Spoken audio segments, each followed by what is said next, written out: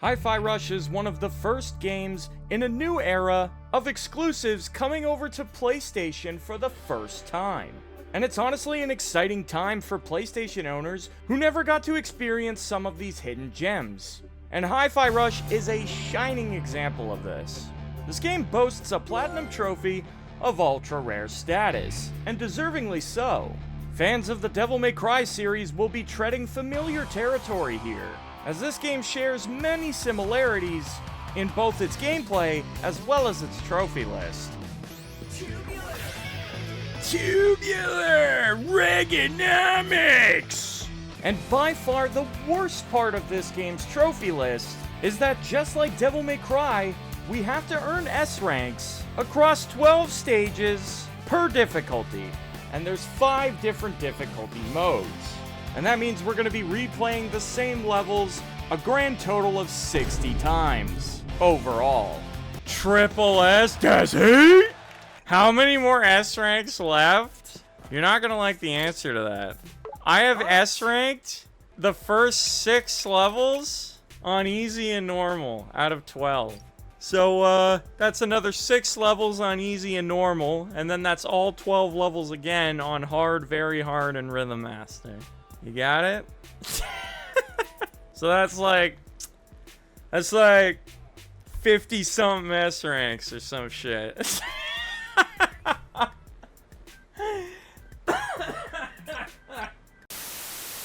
Personally, I really don't understand the need for this in a trophy list. Why can't there just be one trophy to S rank every single level on the hardest difficulty? The way I see it is that if I can earn an S rank in every single level on the hardest difficulty, then it stands to reason that I could do the exact same thing on easy, normal, hard, and very hard. Why do they have to make us do this when there's absolutely nothing to prove? Unfortunately, this only serves to waste the player's time. And it gets pretty tedious replaying the same levels over and over and over again. Now, I understand that jumping straight into Rhythm Master unprepared would be extremely frustrating for new players, and so many people would argue that having to replay the game this many times helps prepare you for the hardest difficulty, and that's true, 100%, I'm not debating that. But 4 playthroughs of preparation? That seems a bit unnecessary. I'm sorry, I just don't agree with this. I'd say 1 or 2 playthroughs at most will prepare most players for the hardest difficulty. But anyways, I could complain as much as I want about how I wish this trophy list was actually structured, but that's not going to get me any closer to actually completing it. And so once again, I must roll with the punches, for the sake of a very valuable platinum trophy. And honestly, despite my complaint being a valid one, things could be much worse. This is by far, hands down, one of the greatest video games I have ever played. And so at least all the extra playthroughs are spent playing a game that I sincerely enjoy. Now, comparing to the Devil May Cry games, they usually go with around 20 missions per game, and they tend to be pretty consistent with that. This game, however, has only 12 missions. However, I find that the missions in Hi-Fi Rush are significantly longer. And if you're playing this game for the first time blind, you could very easily spend over an hour on certain levels. Yes! Wait, I didn't realize that was the last fight. Also, I was playing that level for an hour and 15 minutes. Oh, God. However, the thing that really separates this game apart from Devil May Cry is the gameplay. On paper, the combat in this game is almost exactly the same as Devil May Cry, but with one little caveat. This is by all accounts a rhythm game, through and through. You see, it's not as simple as just hacking and slashing your enemies. You have to defeat them to the beat of the music. Oh man, I could tell this is gonna be a huge learning curve here. I feel like if I just make myself do things on beat, like even if I'm moving around, that's good practice. Even for combat, even if I'm not fighting, it's just being on beat helps. These rhythm games are too hard. I want to relax, but you gotta time it right. That's literally me right there. Look how hard he's struggling. That's me, dude. From your surrounding environments, right down to the character's movement. Everything in this world seems to move to the beat of the song. And the same thing goes for your enemies as well as their attacks. And in order to earn S ranks in this game, you have to kill shit quickly. Never use the same combo twice, more or less, and make sure you do it all while staying on beat. And this is how the game ranks your performance. Now, I am a complete novice when it comes to rhythm games. I've played DDR a handful of times throughout my life, although I was never particularly very good at it. And so going into this game, there was a huge learning curve for me personally, and I genuinely struggled with it. Yeah, look at my fucking, oh my god, awful. Jesus. That was disgusting. This'll cost you big time. Chat, I'm hard stuck A rank. I can't break the streak. I can't get higher than an A rank, and I can't get lower. I'm stuck being fucking subpar. I'm hard stuck average Joe. Omae wa mou shinderu. Nani? You will get better, trust me, I struggled on that like you did. But sometimes I just want to skip the struggle part and just get right to the good part, you know what I mean? I'm getting a little sick of the struggle part, actually. Holy, I'm out of beat. I'm trash! You desire instant skill, Matt? I do, but, you know, obviously I know, like, if I was just god at everything without having to improve, like, that would kind of defeat the purpose, so... In my heart, I know that's wrong. Like, there would literally be no point to doing things like this if you just skip the struggle. This game is very challenging to get used to when you're going into it with no rhythm game experience. However, I will say that much like Devil May Cry, this game is so good and fun to play that it just genuinely makes the player want to be better and strive towards that goal. And so motivation was something that was not in short supply. I'm playing this really badly. Give me more enemies! I need to play it less like shit. Playing this game and performing well is very exciting, and it's an addicting feeling that makes the game such a joy to play, even when you're struggling to do well. Okay, we got an S, good. Redeemed. Redeemed! Wait, wait, I only asked one? Wait, I thought I had like 2 or 3. Well, I only had 1. I was doing even worse than I thought. When you're frustrated that you're trash, but you still want to continue to keep playing, that is the mark of a good game. And Hi-Fi Rush honestly never stops being this utterly magical experience. And I only use that word when I'm describing the very best that gaming has to offer in an experience. From the gameplay loop being a genuine thrill, to the beloved characters making you laugh with their excellent comedic timing and dialogue. Didn't my inner voice tell me about this? No, I haven't yet. Enraged enemies will pull you into an attack that can only be parried. To the music being just so good at times that I just had to stop playing and go and add the songs to my Spotify playlist.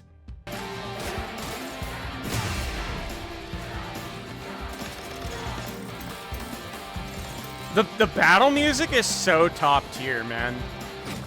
That guitar beat is like it's the definition of like feels good music. Just hearing that guitar in the background of the combat is my favorite part of the whole song.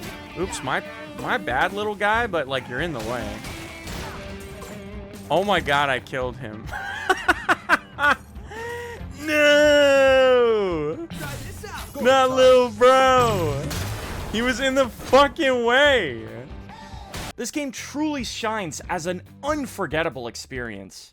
And by the time I finished my first playthrough of this game, I actually started feeling really emotional, because I was just so sad that my time with this game was over. at least in terms of experiencing the story. And not a lot of video games make me feel this passionate about them by the end of it. This might be a game I play, but not achievement hunt because I'm probably not good enough. That's fair. I get that. But, you know, and this is coming from someone who's addicted to trophies and I need them in my life. A trophy list should not stop anyone from playing this game. This game will forever be very close to my heart. And it's for that reason that it breaks my heart that the company that developed this game, Tango Gameworks, got shut down. I really hope that another dev team can eventually take up the reins for this game, because I really want to see a sequel to this game someday. Now, you may have noticed in the footage that I've already shown several different trophies popping in the background, and you may be wondering why I haven't been talking about them. But the thing about this game is that there are a shit ton of trophies that you get for basically just playing the game. Things like interacting with collectibles, buying different things from the shop, or just simply repeating in-game actions multiple times. These trophies aren't really worth talking about because they're super easy and barely an inconvenience. So I'm just kind of glossing over these ones while I talk about the shit that matters. Getting through my first playthrough of this game was tough, but it was fun. But after that, my main focus was gathering all of the available collectibles throughout the game, of which there are many. And while doing that, I was trying my best to improve at the game while earning any S ranks that I could along the way. Seeing improvement was taking a while, but slowly I was beginning to see progress, and I was very happy about it. Oh, my time. I didn't shit on the timing, thank God. At least until I started running into some other issues.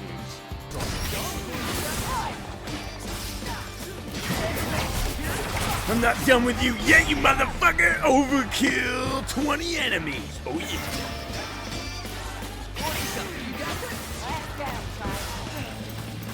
That was the shittiest chorus. Well, I S-ranked every other chorus, so hopefully that one's okay. This is where you run away, Mr. Child. Fuck, I hope so. I actually thought that I had done all the choruses. I fucking trolled on that last one. Where's my... Oh my...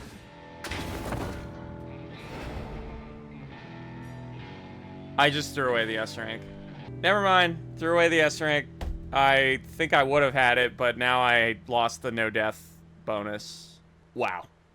That sucks. Holy shit. But yeah, isn't it amazing how, like, one little fuck up, one little tiny ass little mess up because I just, like, you could just get absent-minded and be like, oh, I forgot about this one platforming section. Oh, fuck, I fucked up a jump. Oh, I'm dead, lost my no death bonus, and now I don't get the S rank. It's funny because the S ranks are purely judged on your combat ability, and platforming makes me lose the S rank. That's so scummy. Yeah, look, it literally says continue one rank down. So that would have been S. Say what you want about Devil May Cry. When the fuck does platforming dick you out of an S rank in that game? Oh yeah, that's right, it doesn't. Yeah, losing over an hour because of one little mistake really left the residual taste of shit in my mouth. But thankfully there was a neat little trick that would help me from losing my sanity. If you're ever about to die in this game, you could simply pause the game and click return to hideout. Then you just hit continue and you will respawn at your last checkpoint. This even works for fights too. If you complete a battle and you see that you didn't earn your S rank, if you just quit out before the rating disappears off screen, you'll start in just before the fight again when you hit continue. And so you could basically infinitely retry every single fight in this game until you get your S rank. I will say that this isn't technically an exploit since the game very willingly lets you do this, but it really does feel like you're betraying the game's integrity. At least that's what it felt like to me. But at the same time, I really wanted to save time, and so I basically promised myself that I would only use this exploit until I got to Rhythm Master difficulty. And once I did, I would play every level from start to finish without resetting. just so that I could experience the full thrill of the biggest challenge that this game has to offer. Like I always say, when a game is that good, I am more than willing to do things like this in order to make the game more challenging, because that's the fun of it. When you just reset every fight when you fuck up, all you're proving is that you're not being punished for making a mistake, when in reality you're supposed to be. That's how you learn from your mistakes. And that's the core of self-improvement. However, that being said, I had no problem doing this on the lower difficulties, because as far as I'm concerned, Rhythm Master difficulty is the only mode that truly matters. And so I abuse this trick as often as possible when going for my S ranks on the lower difficulties.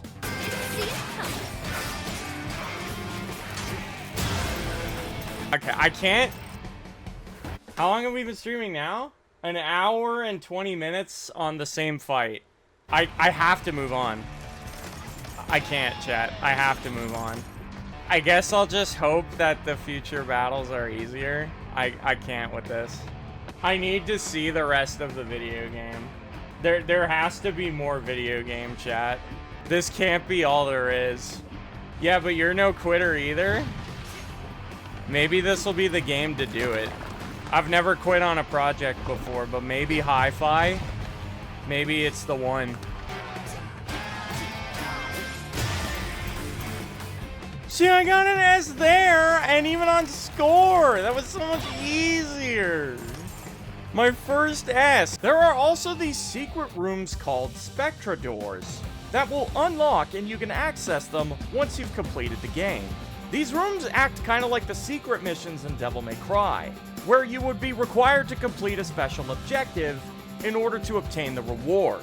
The Spectra doors will give you a specific task that you have to complete, but sometimes it's not entirely clear how you're expected to complete these objectives. And so I decided to seek out a little extra assistance to help me better understand what was required by looking up guides online.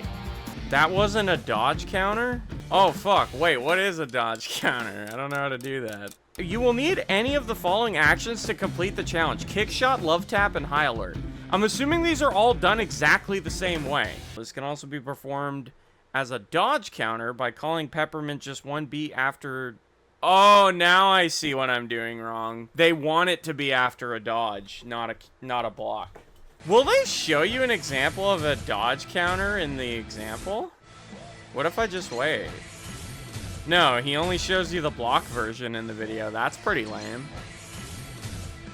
It'd be nice if they showed you the dodge version as well.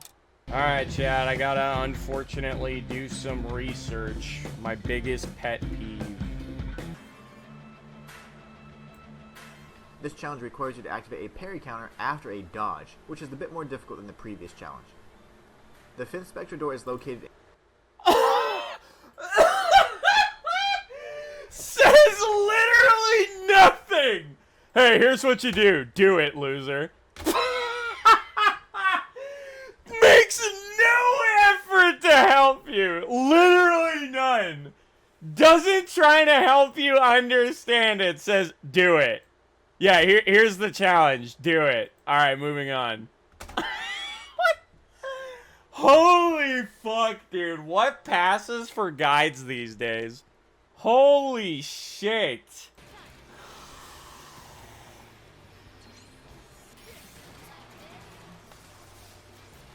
So you're not gonna say anything, huh?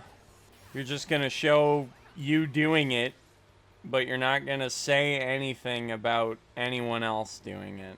If they wanted to possibly replicate what you're doing, you will make no effort to explain it? The clear time here was clutch. Maybe I was doing something wrong. Can't really be sure. You know what I can really be sure of? That you weren't a That's literally it, yep. No YouTube video and no commenter made it an attempt to explain that to me. Please attack. Nice. Woo. Fully powered up. Fully upgrade your reverb gauge to the maximum. Yippee! Now, looking back on this moment, I can admit that performing a dodge counter isn't the most complicated thing to do in this game. But that's not the point. It's completely normal to have moments where you miss something, even if that thing is staring you right in the face. And I'm sure many of you guys watching this video can relate to that. People seem to have this notion that the person in the video, aka me, needs to be perfect and without flaw. And I get comments all the time, all across my videos, of people pointing out the things that I do wrong. But guess what? I may be the god gamer, but even gods make mistakes. You only need to tune into my live streams to see that. Ew. Wait. Why am I so offbeat? I'm like, oh my. Ew. I wasn't born this way, chat. I had to ascend. And before I did that, I made a shit ton of mistakes. And I will continue to do so. The main reason that I wanted to highlight me making fun of those guides is that it truly is shocking to me just how many guides there are out there that have a sheer lack of information provided. There is such a thing as over-explaining things, and nobody likes that. But personally, I would rather someone over-explaining something instead of someone not providing enough information. When I was trying to figure out how to do a dodge counter, I pulled up 4 or 5 different videos, and not a single one of them helped me to understand what I was missing. And that's just sad. Eventually I figured it out on my own, but my God! Listen, if your life's ambition is to be a guide maker, please guys, judge your work based on if you were the viewer. Now where was I? Oh yeah, back to more shitty guides screwing me over. Did I not find the challenge room in this level? Because I just keep missing the fucking door? Is that what I've missed already? After the third... Oh, it was behind me. Wait. Wait. Was it before the magnet? Is that why I keep missing it? That has to be where it is. No! No! Yeah, it had to be back there. It had to be. I think I see it too. Like in the window back there. You know what else is annoying? The way the guide is made. So like, it's just funny because it's uniquely designed to fuck me over specifically. So the way this guide is designed is if someone who's playing their first playthrough would be reading it. So they have a list of every collectible in order, and then once you read where the last one is, then there's a section on the guide that says post game. Now here's all the collectibles in the level you can only get after you beat the game. I've already beaten the game. I would have liked to seen these listed up top back when I was doing the level, not at the bottom of the page when I'm already in the post game. I needed to know sooner. Tell me this. The guide would be way better structured. This would be way better. You read the guide and it says, oh, here's collectible number 1. Oh, here's collectible number 2. Here's collectible number 3. Now, the thing about 4 is that you won't be able to get it right now because you have to beat the game first, but it is there, just so you know. The guide would have been way better structured if it was like that, because then, in my particular scenario, since I'm already in the post-game, I would see it and be like, oh, well, I'm in the post-game, so I can just get it! This is 2 days in a row now where I've read a guide for something and just I spend the whole time shitting on it, calling out the mistakes they made. I'm ripping on these guides and for how unprofessional they are, but at the same time I sympathize with the people making them because I know from when I was making guides that it was hard to do that. It was hard to like constantly keep in mind the smartest possible like ways to structure a guide. That can be hard, especially when you're trying to like put out the guide ASAP. The more that I practiced, the more I began to take on a fairly consistent game plan when it comes to earning S ranks. And basically I narrowed down earning an S rank to 3 specific goals. The first one is never use the same combo more than once. There are some instances where you can get away with it, Like, for example, if a battle is just so long that you've used every combo that you could possibly think of, if you're in that position, then chances are it's okay to restart from combo number 1 and go through the whole list again. But general rule of thumb is that it's best to avoid repeating any one combo, if you can. That literally did just come down to, like, making sure I used as many different combos as humanly possible. That seems to be the difference between getting an S on score and not getting an S. The second goal is to use jam combos. These awesome looking attacks where you call in your partner mid-combo and you both perform a team attack. Not only are these great for building up your score, but they're also excellent for extending combos, which is also good for building score. You know what I'm really realizing about jam combos, though? When you successfully get one off, you get all the iframes. I could really see how that's going to be really broken and amazing for building style and allowing me to S rank a lot easier. I just need to get like a better handle on it. And the third goal is to use magnet links whenever you can. This means that when a combo would normally end, if you time your magnet just right, you could seamlessly transition into an even longer combo than was normally possible. Utilizing these 3 things during any fight almost always results in an S rank.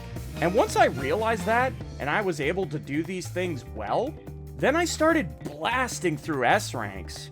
And a lot of the game's difficulty began to disappear for me almost entirely. And something that I once struggled to accomplish now felt like a walk in the park. And it felt pretty good. Oh, nice. I fucked up on score, but because I got timing, we're all good.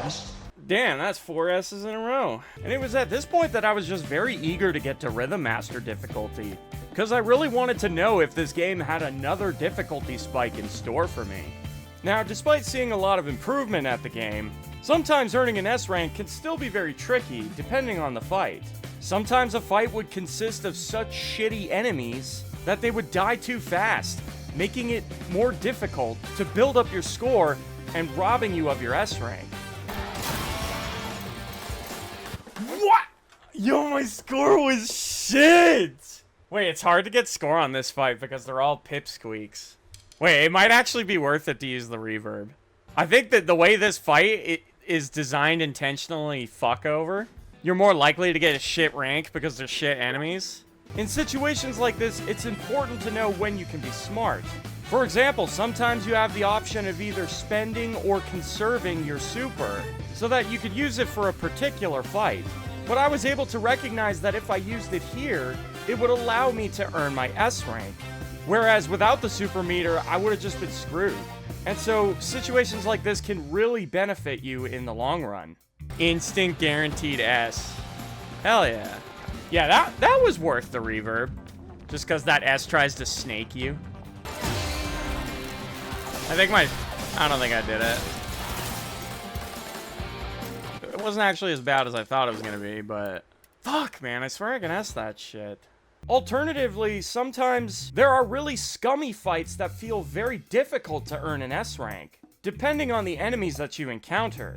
And so in situations like this, sometimes it could be for the best to intentionally forego the S rank and willingly move on with confidence that you will earn enough S ranks by the end of the level. What combo do I want to do? What haven't I done? Okay, I think...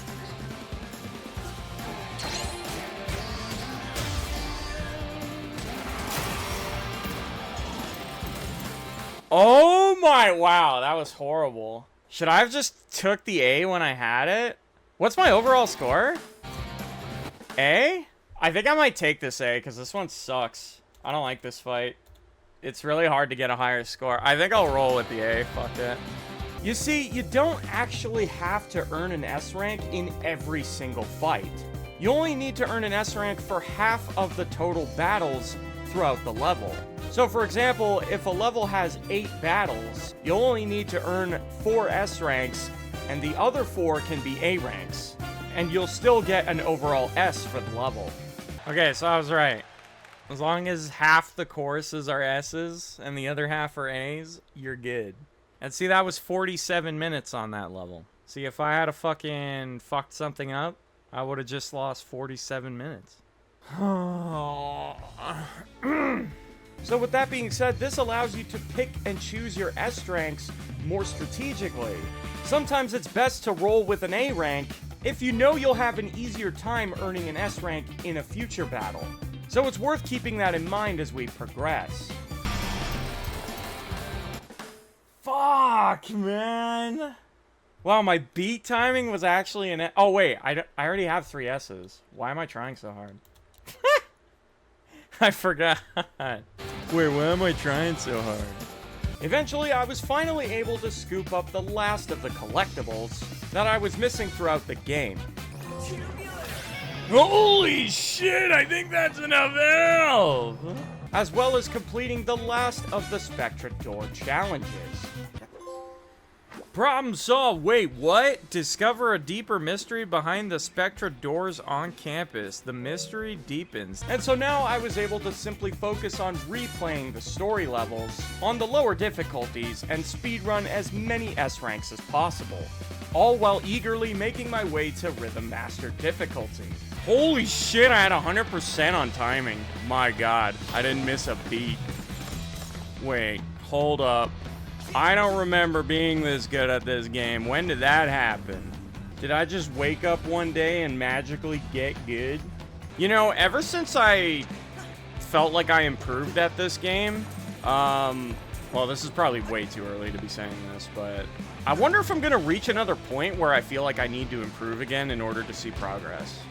I kind of have this feeling right now that if I just keep doing what I'm doing, like, that'll be enough to get me through the rest of the game. Like, I think the only thing I really need to focus on improving in this game is getting hit less. But besides that, I feel pretty okay, actually. Although there were still a few goals that I needed to complete along the way. One of the harder ones was being able to perfectly parry every single mini-boss's rhythm attack. This would require a lot of practice, trial and error, and excellent timing. And this one definitely took me a while. Fuck, man. Can't get the timing on that shit. How the fuck was that not S? I killed them faster than, like, ever before. Okay, I'll roll. I'll roll with that A. I'm not happy about it, but I'll do it. I don't like that fight. That fight pisses me off because there's too few enemies. That's some MGR shit. I remember having that problem in that game, too. Where you'd get into a fight and there's not enough enemies to build style.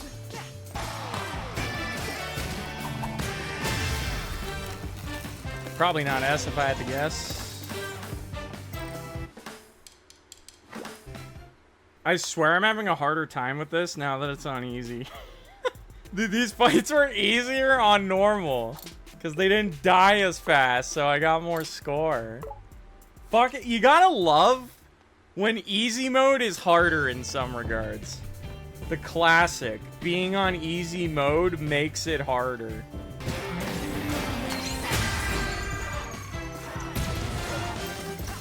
Yeah, look at that. Yeah, it's okay. That's the only C we're gonna see. I think Chai's rubbing off on me, chat. Wait, you like puns too?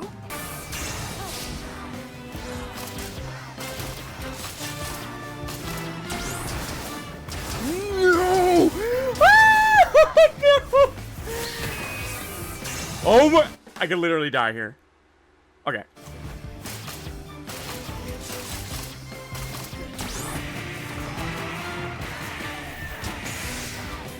It would have been so much safer to reset the fight, and I thought about it, and I was like, I'm not a pussy. I'm not a fucking pussy. I'm not resetting. If I take the L, I'll hold it. That was close. Almost shit the bed. Eventually, after many long hours, I was finally able to earn an S rank in every single level on every single difficulty, except Rhythm Master. And I was finally able to start my last playthrough on the hardest difficulty. I was extremely curious as to how much more difficult this mode would be when compared to the easier difficulties. At first, I honestly wasn't very impressed. The difficulty spike from very hard to Rhythm Master seemed almost non-existent, and there honestly wasn't a big leap from very hard. Sure, enemies would sometimes deal noticeably more damage, but I guess I was expecting more of a significant difference between difficulties. And so far, I was just coasting through Rhythm Master without too much difficulty. That is, of course, until I got to the end of Chapter 3, where I would collide headfirst with the big gimmick for Rhythm Master difficulty. Mr. Jai, some macaron has yet to join you. This is cheating.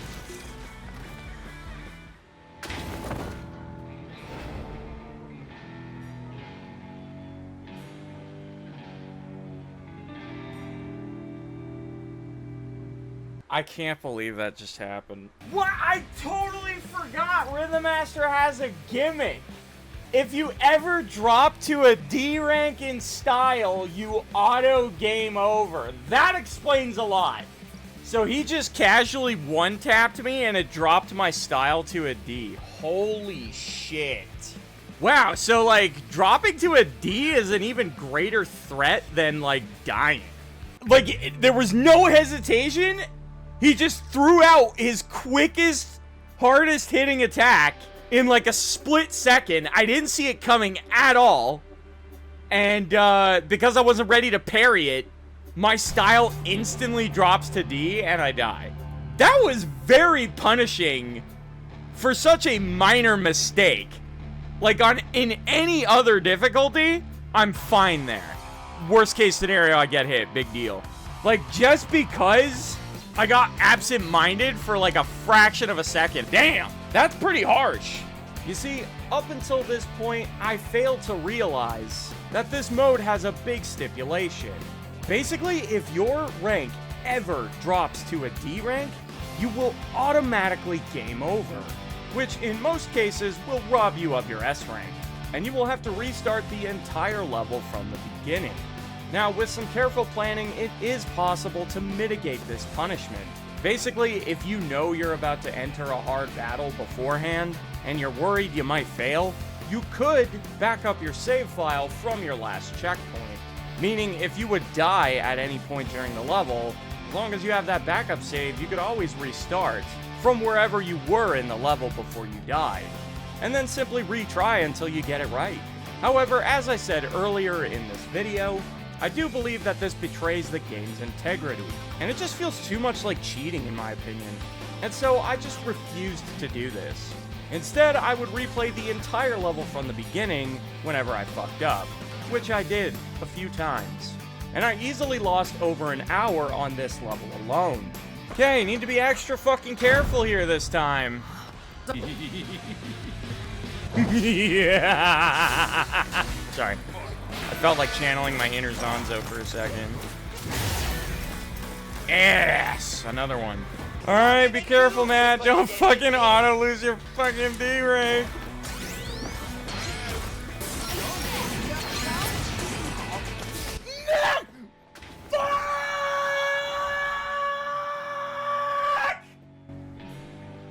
Oh, I got lightheaded.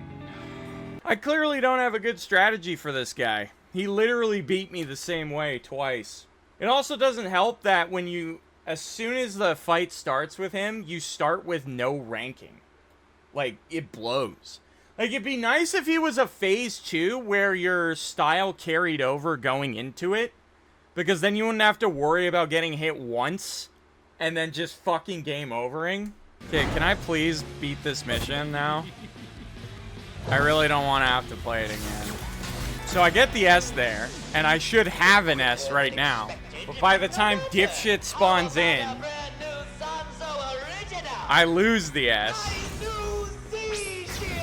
Which is bullshit. Okay, come on, focus up, focus up, focus up.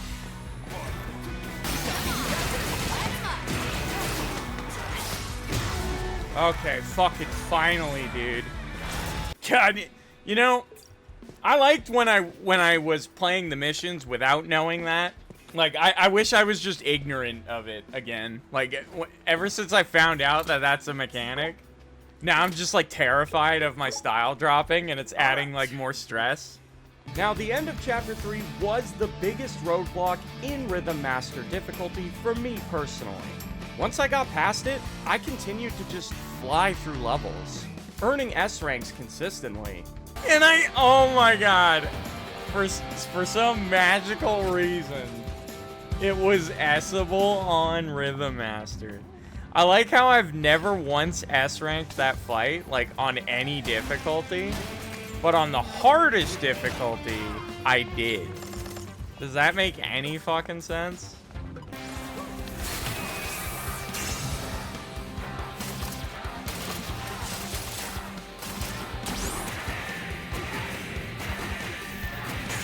Oh, I got the bird! Oh my god, yes! That was my first time perfect parrying him on Rhythm Master. That was a fun Let's go! That felt so good. There were a couple more moments that got a little spooky, but nothing proved too difficult for me to handle.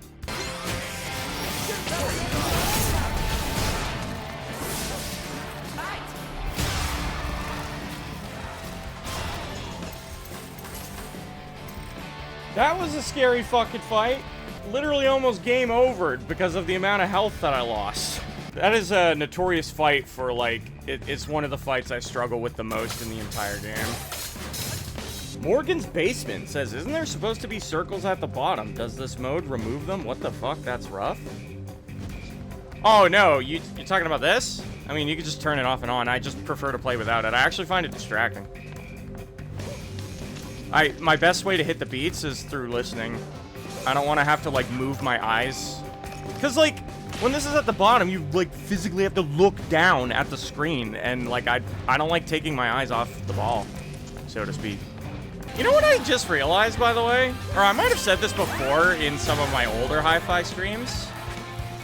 But this is another example of a game that functions extraordinarily well without a targeting system. It just goes to show you once again that it is not necessary to be able to target in games like this.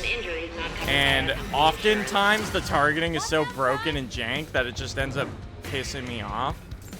This game is a shining example of that you don't need a targeting system for a game like this to function. And if anything, I prefer it this way. The only other moment where I hit another roadblock was the boss fight at the end of Chapter 10. Because this boss deals a metric shit ton of damage. And if you don't have enough practice fighting him, he could be genuinely very scary. And quite easily rob you of your S rank. Oh my fucking god. How long, like, let's see. How long was I on that level? I lost 31 minutes. This definitely intimidated me for sure. But I wasn't about to give up now, being so close to my final S rank. And so I got back up and tried again, which thankfully yielded much better results. Yes! Oh my god! Fuck yeah. Perfectly parry every non-boss enemy's rhythm attack.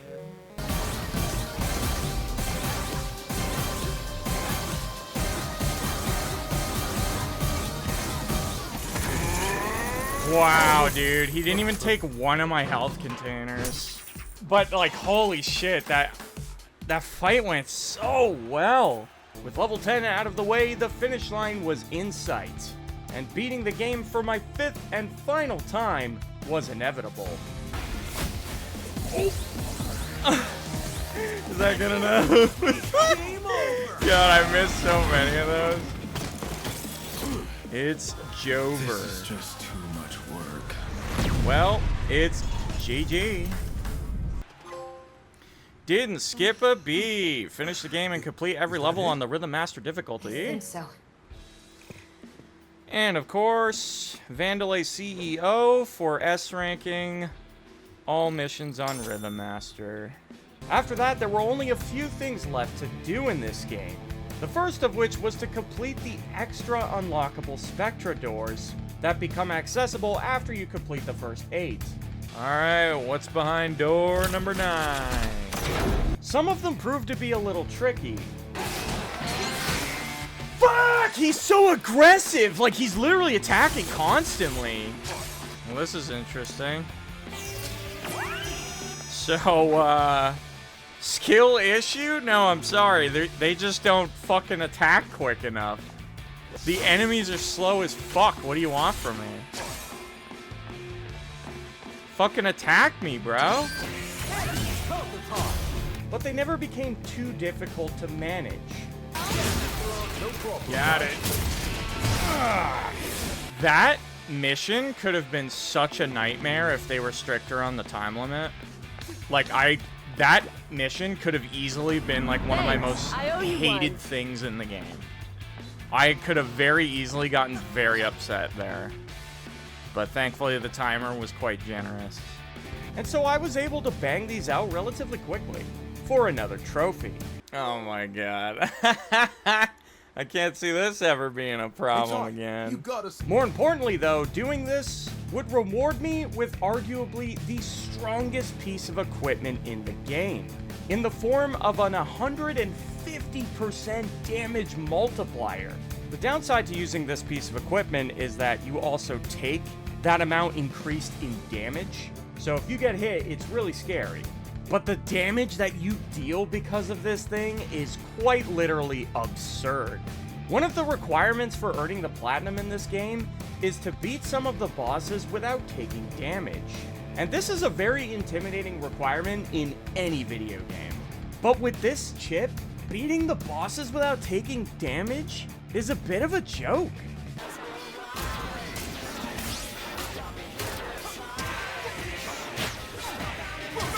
No! No fucking way I fucked up a QT. Oh my... Ew! They die so fast when you have this that it's honestly comical. And I was able to no-hit the bosses without too much issue, thanks to this utterly busted piece of equipment. Oh yeah, just skipped it all.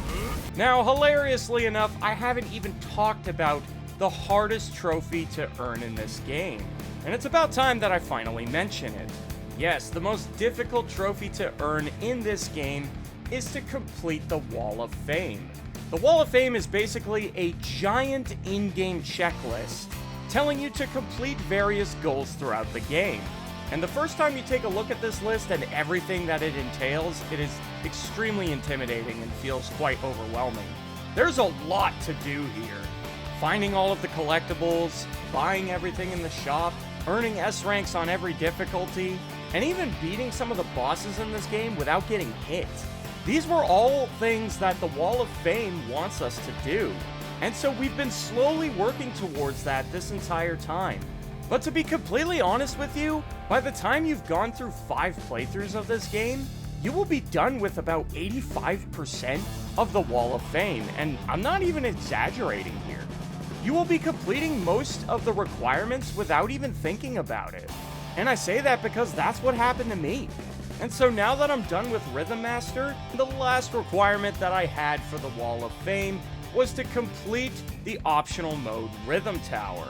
Basically, if you've ever played Devil May Cry, this mode is very similar to Bloody Palace. There are 60 floors in total, and each floor contains a wave of enemies that you must defeat in order to move on.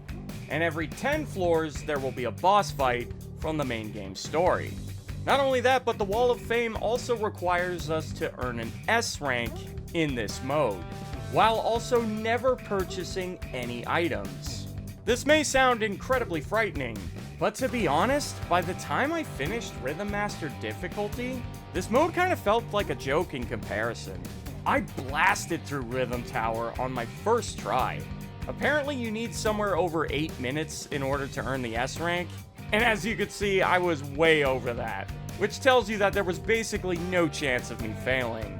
To put this into perspective for you, Chai has a total of 4 health bars. If you completely fill his health containers, which are those green circles underneath his health bar, those are extra health bars if the initial one gets fully depleted.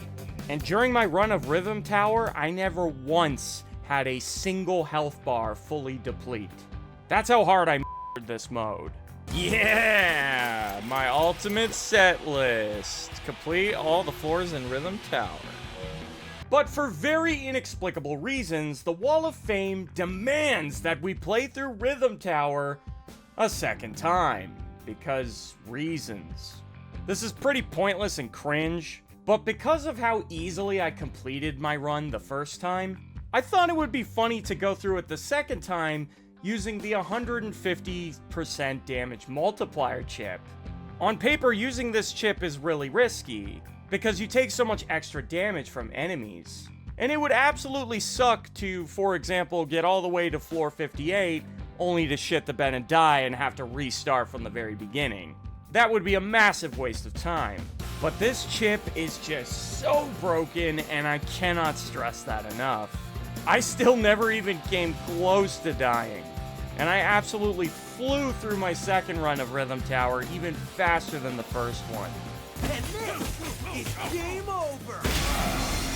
Yeah! Woohoo! Second Rhythm Tower run successful. And yeah, I honestly, when I saw how easy that was with the chip, I kind of wish I went through my first run with the damage chip, because, like, it just makes you speed through it, and as long as you're playing half decent, like, you don't even have to worry about dying, and it just makes it go by so much quicker. And with that, that was the final requirement that I needed in order to complete the Wall of Fame, and thus earn my Platinum Trophy. What a journey it was. Complete the Wall of Fame in the hideout.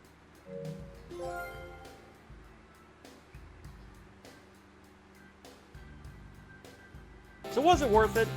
Well, despite the fact that I think 5 playthroughs of this game plus a second run of Rhythm Tower is completely unnecessary, I still love this game with all of my heart. It's one of the greatest video games I've ever played, hands down. And I will always speak of this game in the absolute highest regard. And I will never stop praising it for what it is, which is one of the most magical video game experiences that a gamer can have. And I'm very happy to have the Platinum for a game as good as this one. Thank you guys so much for watching this video, and if you guys enjoyed it, give it a thumbs up. And if you guys enjoy challenging games just like this one, go ahead and check out these videos of other difficult games that I've covered on my channel.